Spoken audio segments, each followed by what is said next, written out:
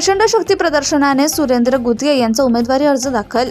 हजारो कार्यकर्त्यांच्या उपस्थितीत राष्ट्रवादी काँग्रेस पार्टी अजित पवार गट या पक्षातून उमेदवारी अर्ज मोठ्या शक्ती प्रदर्शनाने मायनी जिल्हा परिषदसाठी इतर मागास प्रवर्गातून माजी जिल्हा परिषद सदस्य सुरेंद्र गुदगे यांनी आणि कलेडोन पंचायत समिती गणासाठी सर्वसाधारण प्रवर्गातून चंद्रकांत पवार आणि चितळी पंचायत समिती गणासाठी इतर मागास प्रवर्गातून सौ अनुसया गायकवाड यांनी आपला उमेदवारी अर्ज दाखल केला. निवडणूक निर्णय अधिकारी सौ उज्ज्वला गाडेकर यांच्याकडे अर्ज सादर केला. तत्पूर्वी वडूज येथे श्री सिद्धिविनायक गणेश मंदिरापासून तहसील कार्यालयापर्यंत प्रचंड मिरवणूक काढण्यात आली. या मिरवणुकीत मायनी जिल्हा परिषद गटातील हजारो कार्यकर्ते मोठ्या संख्येने उत्स्फूर्तपणे सहभागी झाले होते.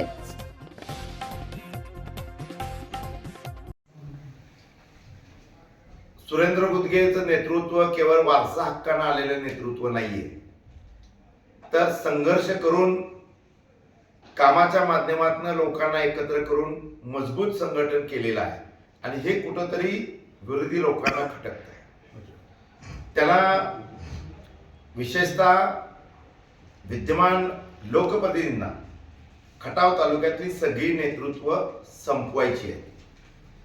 कारण आपल्याला आठवत असेल 2009 साली हा तालुका या तालुक्याचे विभाजन झाले आणि बुध खटाव भाग कोरेगाव विधानसभा मतदारसंघाला जोडला गेला.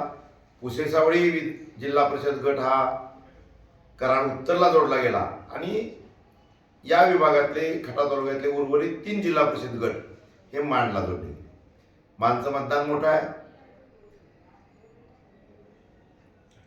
त्यामुळं विद्यमान आमदारकी ही मांडला गेली. त्यावेळेपासून खटाव तालुक्यावर सापत्नपणाची वागणूक खटाव तालुक्याला मिळत आहे. तुम्ही बघा, विकासाचा निधी आला, जास्ती मांडला, राहिला शिल्लक तर खटावला. उरमोडीचं पाणी असू द्यात, तारईचं पाणी असू द्यात, पाणी आपल्या शिवारातनं मांडला पडतं. आपल्याकडची पिकं करपायला लागतात, शेतकरी आंदोलन करतात, तहसीलदार ऑफिसमध्ये मोर्चे करावे लागतात आणि मग कुठंतरी पाणी आपल्याला ते पण सोडलं की लगेच काही वेळातच ते बंद होतं.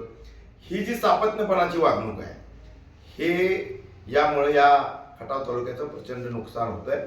आणि आता 2026ला डिलिमिटेशन कमिटी पुन्हा बसते असा सन्माननीय मुख्यमंत्री देवेंद्र फडणवीस साहेब यांनी सांगितलेलं आहे. डिलिमिटेशन कमिटी बसल्यानंतर लोकसभा आणि विधानसभाचे मतदारसंघ वाढत आहेत. आपल्याही जिल्ह्यामध्ये 8 विधानसभा मतदारसंघाचे 9 होत आहेत. तसं झालं तर माझ्यासारख्या कार्यकर्त्याचा विश्वास आहे की आपला विखुरलेला खटाव तालुका हा एका जागी येण्याची शक्यता दाट आहे. किंबहुना तो माझा विश्वास आहे की तो एका जागी येईल.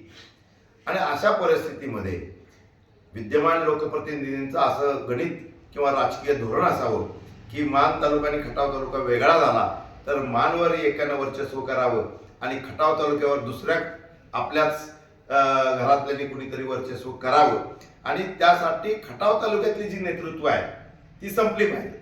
मग काही जणांना जवळ घेऊन संपवलं जात आहे, जे जवळ येत नाहीत त्यांना टार्गेट करून संपवलं जात आहे आणि मी माझ्यासारख्या नेतृत्वाला त्यामुळे टार्गेट केलं जातं.